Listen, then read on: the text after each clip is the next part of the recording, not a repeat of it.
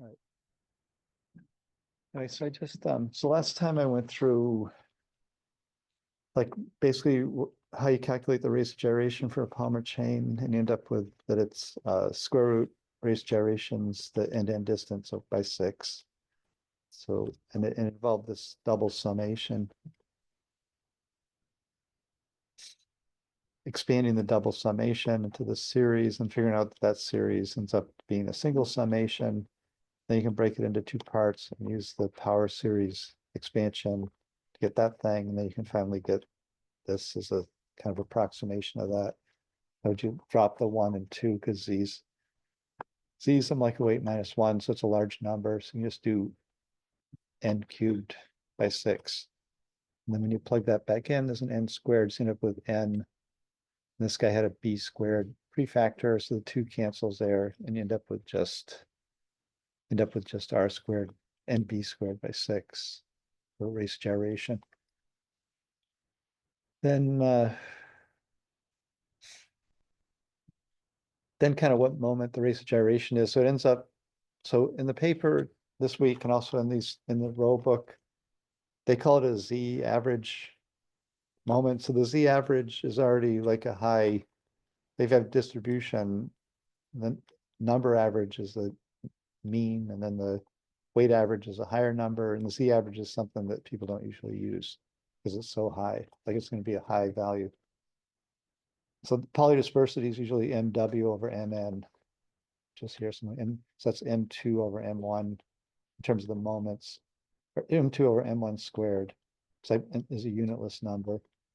And then mz is something way out here. So sometimes they talk about the mz to mw polydispersity to get this high end polydispersity, but that's pretty rare.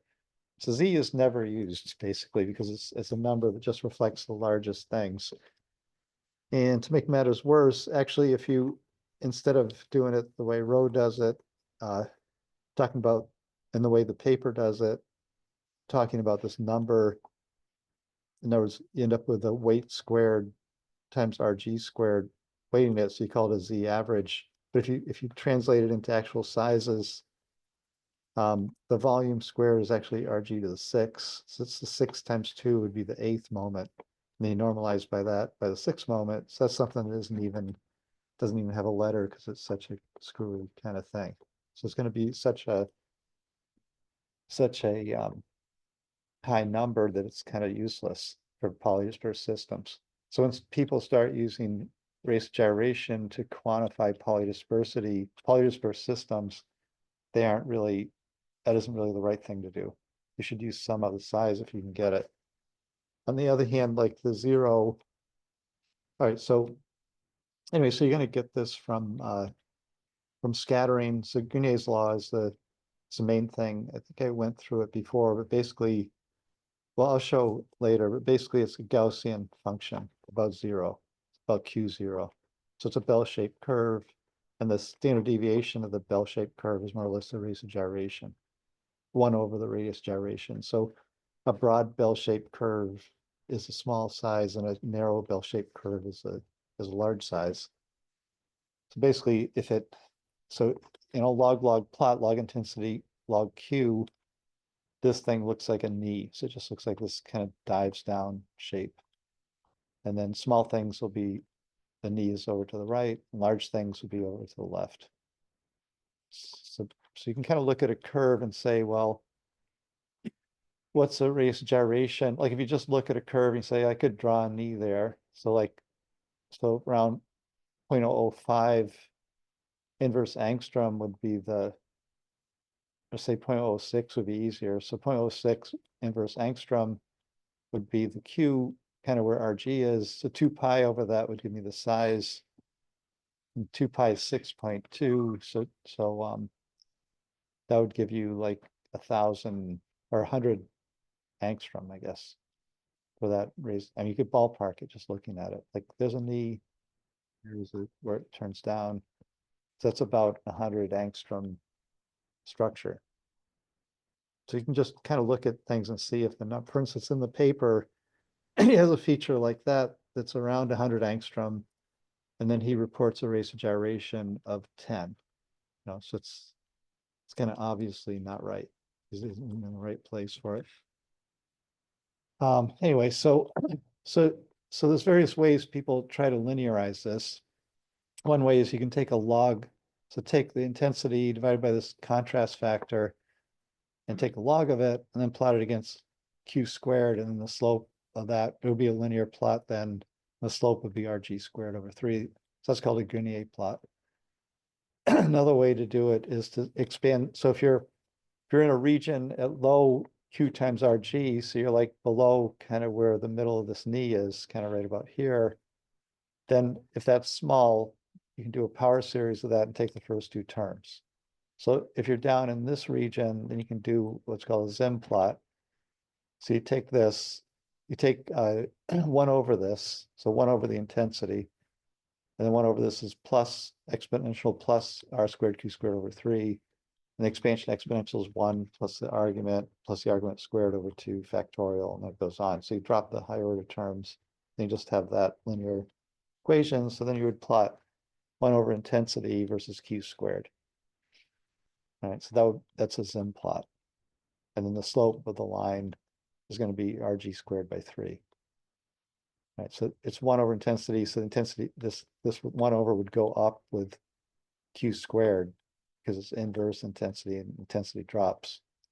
So you get the slope of that line would be that. So, and so it should be a line. Anyway, both the Grenier plot or that plot you'll see around, and that they were invented to linearize that equation. Now that there's computers, you can just fit that equation directly. So they didn't have computers when they invented that. So that's every time when you see a linearized equation, it's because they didn't have computers to fit the data, right? So anyway, so yeah.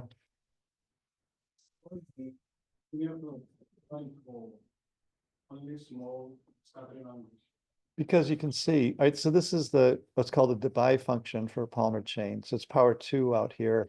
And then it shows the behavior of Grenier here, right?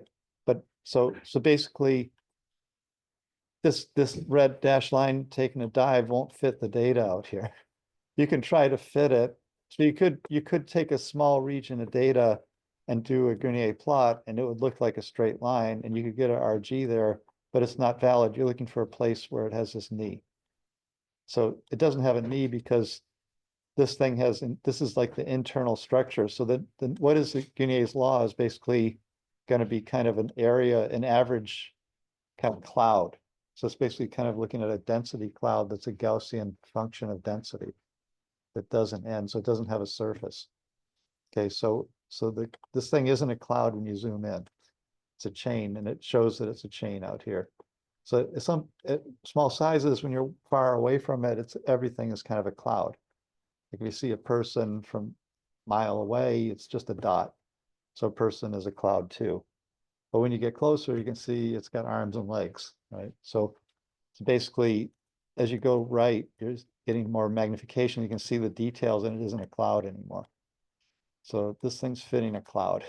So you can show that. Let's see. So this is just all right. So basically, the intensity.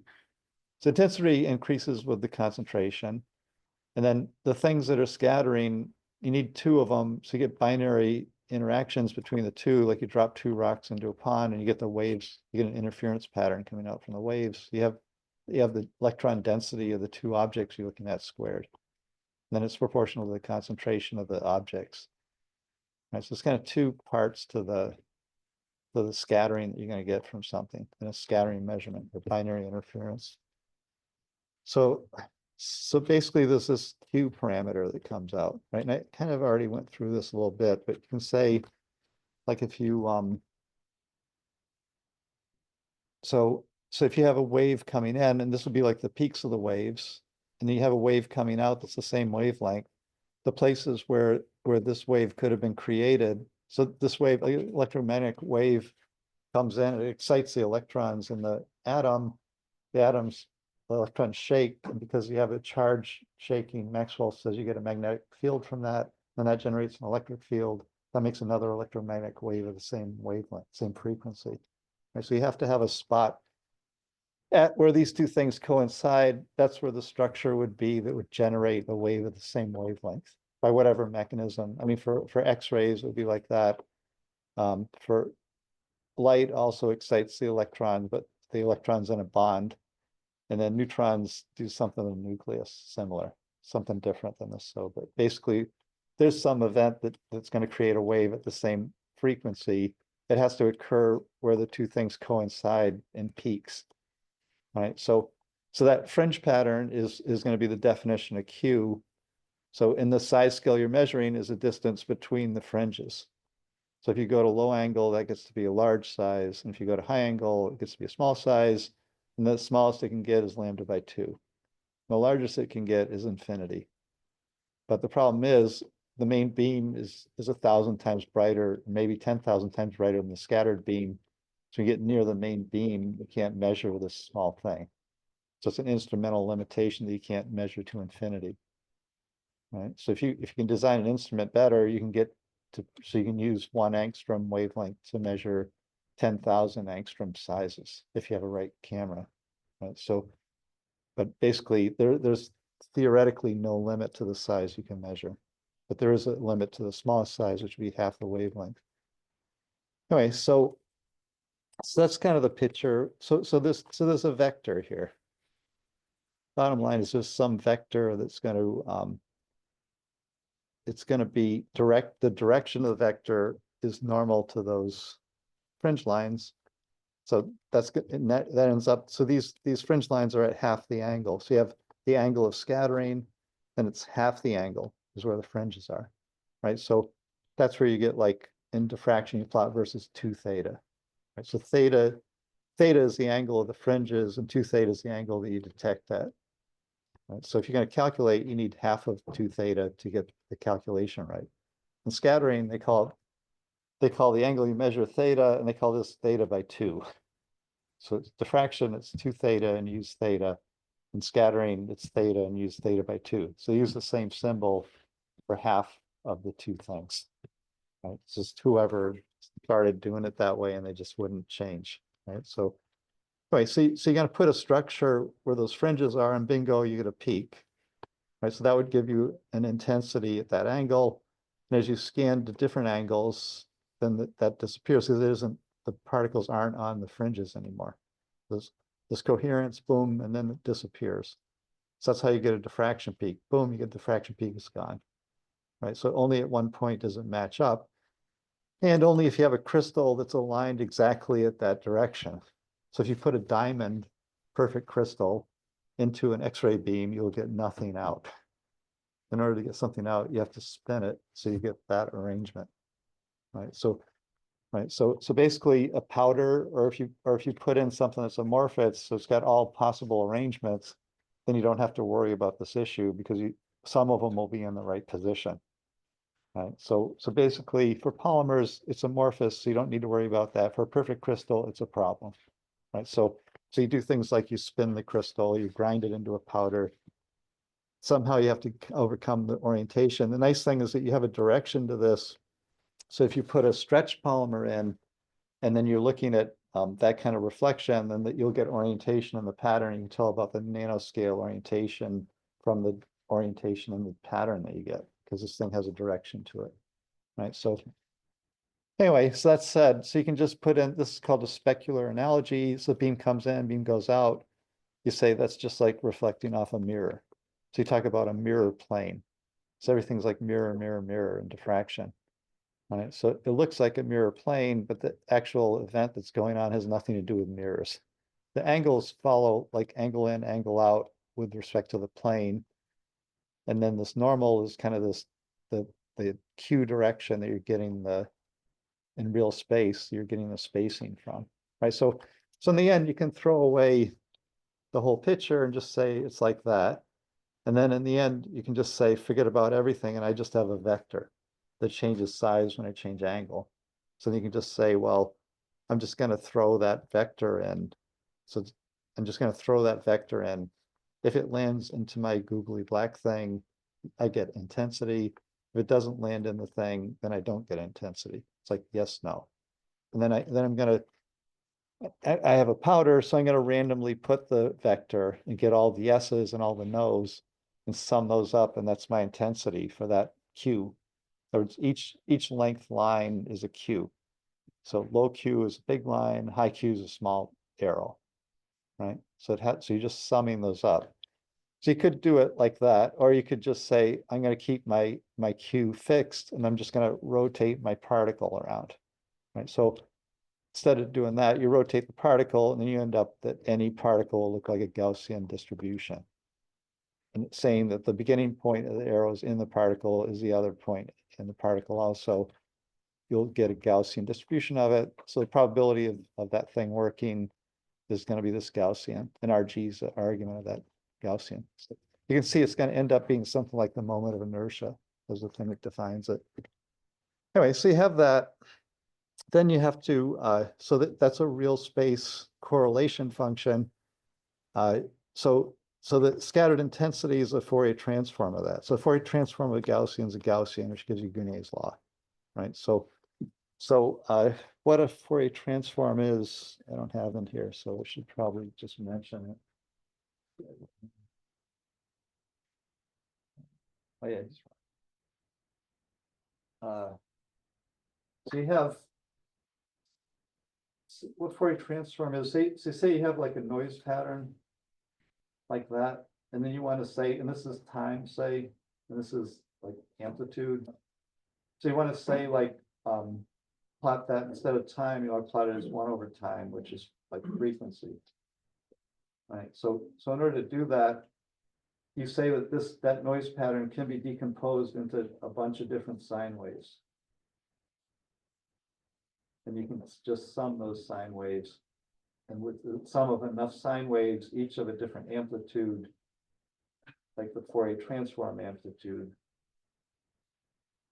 they each have a wavelength, so they have also a frequency. So you can transform from time to frequency. The amplitude of each of those waves is this amplitude, and the frequency of each of those waves is this amplitude.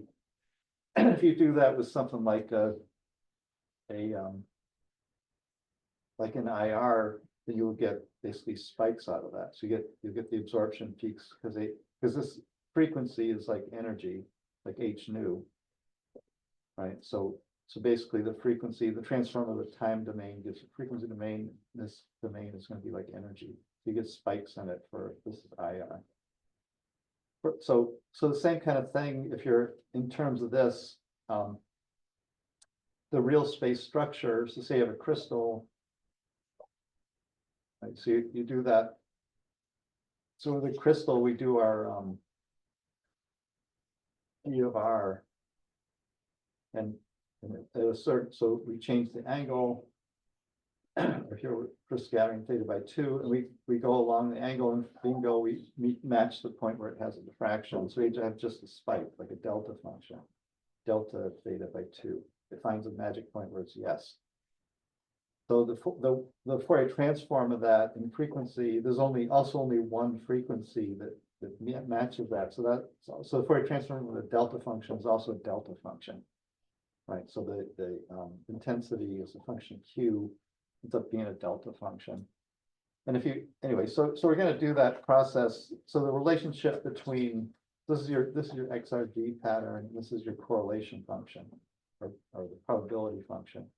Basically, the relationship between those two is this kind of summing up sine waves and then breaking it down into a frequency domain. But since we're using size here, it's 1 over size, which is Q. So Q is like frequency of space, and R is space and time is time, right? So time and frequency, R and Q. I think those are the only two things. I guess, well, there's probably other things like that, but basically those are the two that are popular for analytic stuff. Anyway, so that in short, if you have a Gaussian for this probability function, transform of it's Gounod's law.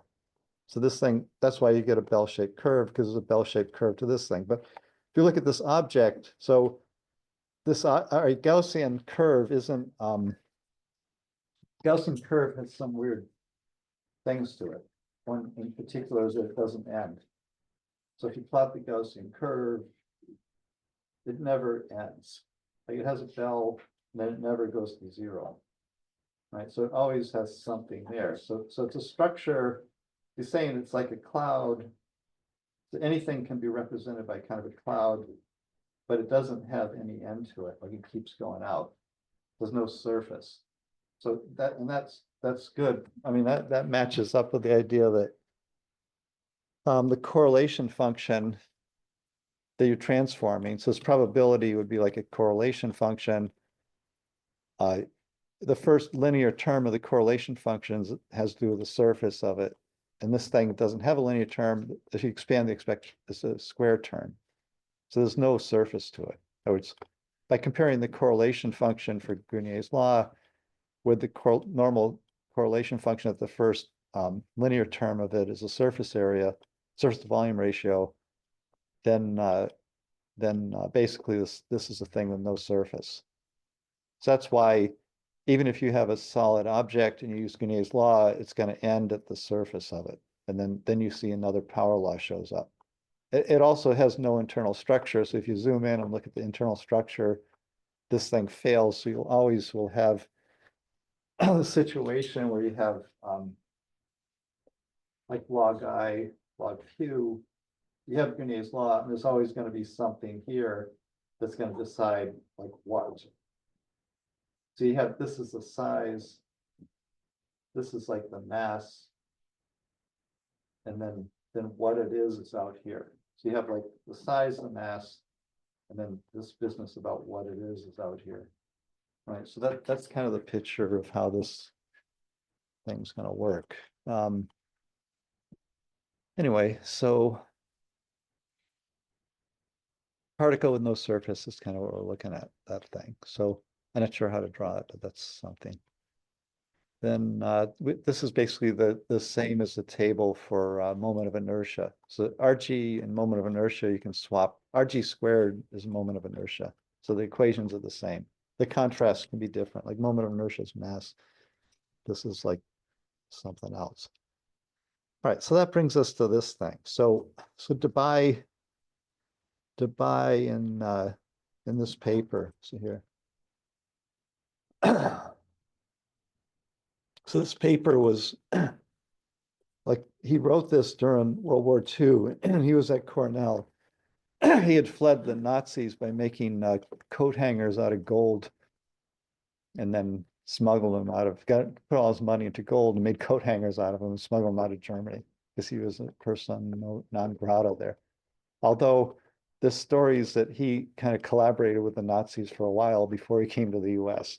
So he was a survivalist, I guess, in some ways. But anyway, he invented a lot of stuff in scattering, like Debye screening and all that business, but he did things in scattering too. And this is his derivation where he comes up with the scattering function for polymers. So after he came to the US, he worked in the war effort, and all his work wasn't publishable. So it was like secret work, even though it was because they were trying to develop, because the Nazis in Japan had all the rubber plantations, so they needed to develop synthetic rubber. So they did it at Cornell, and then in Sarnia, Canada, they built plants to generate basically SBR, not SBR, but butadiene rubber, right, on a large scale. And he was part of that. Like, I'm not sure what. Anyway, he was part of it. So this is where he published the equation, but this thing was only published in 1955. So it was like 47 he developed it, but it was secret. It was deemed like a secret that the Germans and the Japanese couldn't get. So anyway, they released it after the war, much later after the war. Anyway, so this is the equation that he had that predicts the polymer scattering, from a Gaussian polymer chain. Anyway, so how he got that, he kind of did the same thing that I did, the double sum with the radius gyration, but he did it with a correlation function. So he said, if I'm sitting on one monomer of the polymer, then what's the probability there's another monomer in the polymer, distance r, and this r is that scattering vector r, right? So he's just using it like there's a distance r, a vector r, right? So basically, what's the probability that there's going to be something at that? And del means it's 1 if that's 0, and it's 0 if that's has some value. So basically, when that vector r matches the distance between m and n in the chain, which is nl squared for Gaussian, then I'm going to get a yes here. And that's for one unit of the chain. If you do it for all the units of the chain and average it, you have to sum over all the units of the chain. So you end up with the same double sum that we had before, except you have a del here instead of getting the r squared difference here. So then you have 2 over n squared out front. So this is just the same 2 over n squared thing. It's the same as like that, except it's a del in front of it. So it's kind of like the same, somewhat of the same derivation. And then he goes through the same routine, and then he does a Fourier transform. So the Fourier transform, what it looks like, exponential I q dot r dot is missing. They're vectors. So this ends up being a cosine function. So it's kind of like a sum. So this is an integral, means a sum of sine functions. So I q r is cosine minus I sine. So it's a sine function, basically. So if you want to talk about a wave, it's almost like the electric field would be the real part and the magnetic field is the imaginary part, the I part. So this is kind of the common way to write a sine function. And if you're doing, yeah. R is the R that I was talking about before. We have the wave comes in, the wave goes out. There's a fringe pattern. It's at half the angle, and R is pointing in that normal to that plane. So R is this kind of a scattering. If you do a transform of it, it's a scattering vector Q. So it's the corollary in real space of the Q. It's just a line. R is just what I just went through, right? That's 97. Let me just do it again. So, all right, so we have this scheme, the fringe pattern, right? Only at the fringe pattern points can you make stuff. See, so when that happens, you get a diffraction peak. So you have like this plane, crystallographic plane. Normal to that is the direction you're measuring the structure. So that's your R. So your wave comes in, wave goes out, that's R. And when you Fourier transform it, that turns into Q. Like it's going to have inverse size units. So that's R. If you have a random system, so R can point in any direction, you just throw it around wherever you want. If it's a polymer coil and you want to know when it scatters, you put one end of the R. So you want to know when 2 ends are in the polymer. So you put one end in the polymer, and you find out when is the other end in the polymer also. So you find that out. That's going to be a probability. That's going to be the sum of all these. That's going to be the sum of all these, sum of those, and normalize it by n. Right, so R is that line. That's your scattering thing. Right, and that'll change size. So you're going to have G of Q in the end. It's going to be as a function of Q. So originally you just have one R, one Q. Then you're going to look at all Q's. Just you'll have a function, you can change Q in it. It'll be dependent on Q. Right, so this is for one. You want to do it for all, so you'd sum over the others, sum over all of them in the chain. So that's like the average over the chain. If you pull that sum into that, you have it's a symmetric matrix. So you divide by 2 and you make it m. This is just exactly what we did with radius of gyration. It's the same exact thing. And that paper has it in it. And then you take that ditty and just do this is the Fourier transform. So you find out what Q, so each Q is going to be a different wavelength wave that you're decomposing the G of R into. Right, so you get the amplitudes in Q. So that's like your spectrum in IR versus frequency. And here it's a scattering in Q. And that thing's going to end up being this thing. And then he solves this problem. He gets this equation, basically. It's in the paper, but basically it gets a little dicey. He does it with matrix math after that. So anyway, this is the equation you get. So this is the perfect equation. There's no compromise for a Gaussian chain. Right. So he uses capital Q, which is Q squared RG squared. So Q squared is actually Q to the 4 RG to the 4. Makes it a little odd. And then it's got this kind of odd looking thing, but Debye loved the exponential. Everything he did had an exponential in it. So here it is, the exponential's there. So he's happy with that. So like the Debye screening's an exponential, everything's exponential. Anyway, so he's got this thing. So one thing is that everything depends on kind of Q squared here. That's an important feature of this. So the correlation function that he has ends up has Q squared in it, has R squared as a factor, just like the radius gyration did. Anyway, so you can look at this thing Okay.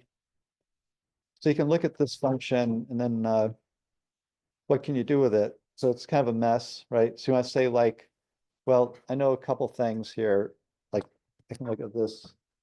So I know what it should look like. By the way, when if I drive this and someone asked them later on, did you know the answer before you got that equation? Said, yes, of course. So the derivation is just to show the thing that he already knew, right? So basically what he knew was like, oh, log I, log Q, that's got to be -2, and it's got to look like Guinier's law somewhere, right? So you got to have a curve like that. Out here, you have to get I goes to the cube at -2. Here you need to get I goes to some prefactor times exponential minus Q squared RG squared over 3. With the Guinier function. This guy's going bad at us, but certain. Yeah. So the straight line shows I is structure on double. Right, yeah. So the Guinier part shows you, oh, there's a cloud, like there's something far off. I can see it's a spot. It's a person, it's a gazelle, it's a chicken. Don't know, but it's there. But as you zoom in, oh, it's a chicken, right? And then you see the details of it. So here, it's anything. It could be a person, it could be a polymer chain. I zoom in, oh, it's a random walk. So it's all of a sudden you see what it is. Then you zoom in even more, then I see it's rods. Right, keep going, and there's a transition point, the persistence line. Right, so basically you're zooming in more and more things become visible. Like you can't see the fibers in this if you over there, but if you zoom in, yeah, it's made of fibers. Right, so yeah. So this part, this is Guinier's law, this thing. That's what you mean? So it's just from far off, it's a cloud. Like you can't perceive that it even has a surface. It doesn't have a surface even. It's just there. You can't tell anything about it. If it had a surface, then this thing would go steep to -4. So maybe I'll talk about that later. So this in the prefactor of that's the surface to volume ratio. So if it's got structure to it, then it's a weaker slope, and that's like minus the fractal dimension of the structure. And then if it goes to a rod, it has to go to -1. There has to be a transition. Right? So that's kind of what he was expecting. He just wanted this part, right? Because he hasn't put any persistence into this thing. So, all right. So anyway, so you go like, okay, what happens at low Q? So at low Q, you can expand this thing, and it becomes 1 minus Q, and you have Q minus 1, so that goes to 0. And then that means you need the third term, which is Q squared divided by 2, which gets rid of this thing. That turns that into 1. So you need another term, which would be Q cubed over 3 factorial 6, right? And then a 2 makes that 3. So it's like that. So that becomes 3. And that's exactly Guinier's law. Bingo. Like he has that in the thing.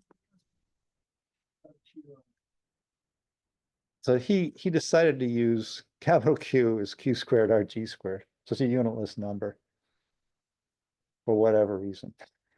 Yeah, it makes it really, he should have called it a different symbol than Q. I mean, but anyway, he used capital Q, and that's carried on. That's still talked about as capital Q.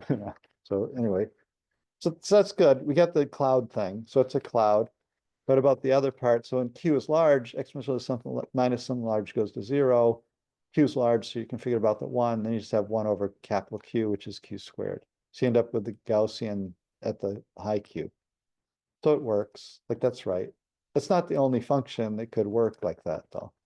But this happens to be the function that's right, because he derived it from basic principles, right? Analytically determined. So you'll see that like this is used in the paper this week in the appendix, in the supplemental. He gives this equation. Anyway, so this other equation. So this is the this is a scattering. This is a Zim equation for which you get the Zim plot from. So basically it's 1 over the concentration over the intensity, and then this is Guinier's law expanded. A 1 over Guinier's law, so e to the plus Q squared RG squared over 3. If you expand it at low Q, below the knee part, gonna be 1 plus Q squared RG squared over 3. And this guy is the osmotic, is the compressibility of the material. So how does that work? It's like, where does that term come from? 1 over N whatever, right? So it's that thing. So if you go to low Q, so you have your polymer thing, and then you go to low Q, that's infinite size. When Q equals 0, R equals infinity. So that's called the thermodynamic limit. Thermodynamic limit. So basically, when you're looking there, you don't see, all you see are dots. And then basically what you see, if you said, like, what is the density, say, as a function of position in space, and then you have the average density. So it's going to fluctuate because KT makes it fluctuate. And if you increase here, it has to decrease there because there's an average density. So if you fluctuate up, it has to fluctuate down. So it fluctuates, right? So what keeps it KT from this thing just blowing apart? Like, so you get absolute black hole density and like absolute vacuum, right? Is the compressibility. So yeah, beta is -1 over V dV dP. That's the isothermal compressibility. That means at constant T. And then so you have dV over V is like ln of V, and then if you have ln of 1 over V, that equals minus ln of V, right? With minus here, and ln of 1 over V is ln of rho, the specific density. It doesn't. So you can rewrite this guy as rho dP with a plus here because of the way ln works. Okay, so anyway, so that's done. So then you have rho. So what you can do is say ideal gas law. P equals rho RT. Note specific density is number per volume. Right? So, and then you can say what's d rho dP. D rho dP will give you. Let's see, this thing's pretty messy. B is rho dP. So beta. So anyway, so the intensity you see at low Q is going to be driven by these fluctuations. So the intensity is proportional to kind of that delta rho thing that's going on, which is a balance between KT and this beta. The intensity, like if KT is higher, you get more intensity. And if beta is higher, you get less intensity. So the bigger beta, the more you suppress the fluctuation, you get less scattering. And the more temperature, then you get more scattering. This fluctuation gets larger, so you get more scattering due to this thermodynamic limit scattering, right? So anyway, so beta, so you have kind of 1 over beta. So if you plot 1 over I, you're going to get like beta over KT. Beta is kind of basically what's governing the thing, right? And beta is d rho, is rho times d rho dP. And then P is like this. So dP d rho is RT. So this thing is 1 over RT or KT. So the KT cancels out, and you end up with just you end up with P here somehow. Anyway, this thing will give you that 1 over I is basically P. And if you did the viral expansion for P, you'd have P equals KT times rho times 1 plus B2 times rho. So 1 over I will be P, and P is this series. Basically, you'll end up for the 1 over I is going to be KT. This KT will cancel out. 1 over I will be 1 plus beta phi. And for polymers, it's kind of the number. So you have to divide by the molecular weight here to get for polymer, because it isn't the monomers that you want. So you have to connect them together and divide how many there are by the molecular weight. You end up with 1 over molecular weight beta psi. And beta is 1 minus 2 chi for polymers. So you get this kind of prefactor term in this thing. So you end up with this guy. So 1 over the molecular weight, 1 minus 2 chi times concentration is 1 over the intensity. So that's, yeah. Beta suppresses the fluctuations. So the higher the beta, the smaller the intensity. This kind of been around for a while, but I don't know who actually came up with this business. But anyway, by the time the ZEM came along, which was like 1952 or something, this was pretty well established. The only difference was that this kind of Flory expression for the second viral was kind of newish, the 1 minus 2 chi, but it had also been around from Hildebrandt from the 1930s or something. So it isn't this, it's like piecing things together, I guess. So you have, so Zim said, okay, so we got that at low Q and we got this for normal Q. So let's just multiply them and we're good. Because at low Q, when this gets small, this is 1, so you get the low Q limit. So bingo, that's a Zim equation. It's not right. It's just like he just hooked two things together with no reason. Just said like, I know at low Q it's this thing. I know at kind of high Q it's this thing. So let's just multiply them because this thing goes to 1 at low Q. It isn't, he didn't derive it, right? So that's a problem. So it doesn't exactly work that way, but it works that way as long as you're at low concentration and you're at low Q, then this works pretty good. Okay, so this is a high approximation. It's not good for anything at high Q. It's not good for anything at high concentration, right? So because these things are coupled, so the scattering you get isn't going to be that scattering because they're coupled. These things aren't independent of each other.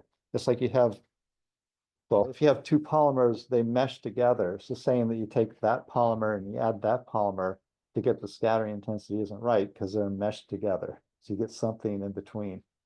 Which, all right, so in this paper, I didn't mention in the homework, but in the thing, which I already recorded, but he does that. He takes like, I have the polymer that's degrading and the degraded polymer, I just sum the intensities, and that isn't how it works at all. That's like not right. And it's kind of not right here either. So it's for the same reason. The things they're convoluted. They aren't independent of each other. Anyway, so nonetheless, you have this equation. That's the Zim equation. That's the equation that's used for the Zim plot, which is this thing. So because you had Q squared, so you multiply Q squared, and you have a concentration term, so you just add concentration, and then you have 1 over intensity over here on the Y. So you do a double extrapolation. When you go to 0 concentration, 0 Q, you get the molecular weight, the weight average molecular weight. And then the slope of this in Q is going to be the radius of gyration from the Q dependence. And the slope in concentrations going there is going to give you 1 minus 2 chi. So from that plot, you can get everything, but you have to do a bunch of measurements, different concentrations, and anyway, in different angles. So there's machines that'll do that. You can just stick that into a machine and do it now. But basically, if you look at like a GPC, they use a light scattering detector, and then so it's at ultra low concentration because you've taken a 10 meg per ml sample, and then it's fractionated down with the solvent, so you get almost 0 concentration, and then you can just get a couple angular measurements. This thing goes away, and you get weight average, like the weight and RG from that measurement. And then because it's monodisperse, then the weight average molecular weight, there's only 1 molecular weight because it's 1 value. So that's a nice detector for a GPC. So it'll have a light scattering detector built in it sometimes. Anyway, so let's see. So there's that business. So then you can take this and you can say, okay, if 1 over I is that, and then just say like, I'm going to take 1 over this as I. And then, so that's called the Ornstein-Zernicke equation. So this equation appeared in a paper by Ornstein-Zernicke. And Zernicke won the Nobel Prize for the confocal microscope, not for the Zernicke equation things. Okay, so it's kind of odd, but anyway, so these guys are pretty famous, and they stick this in. They're talking about disordered fluctuations in systems, some odd physicsy thing. They say, well, this scattering function can match it, and this thing's a correlation length. They don't derive it. They just say that, right? So this thing just shows up as a footnote in a paper, and then people latch onto it because it's Zernike, who's a Nobel laureate, and this becomes the Zernike scattering function, you know, and then they use it for polymers.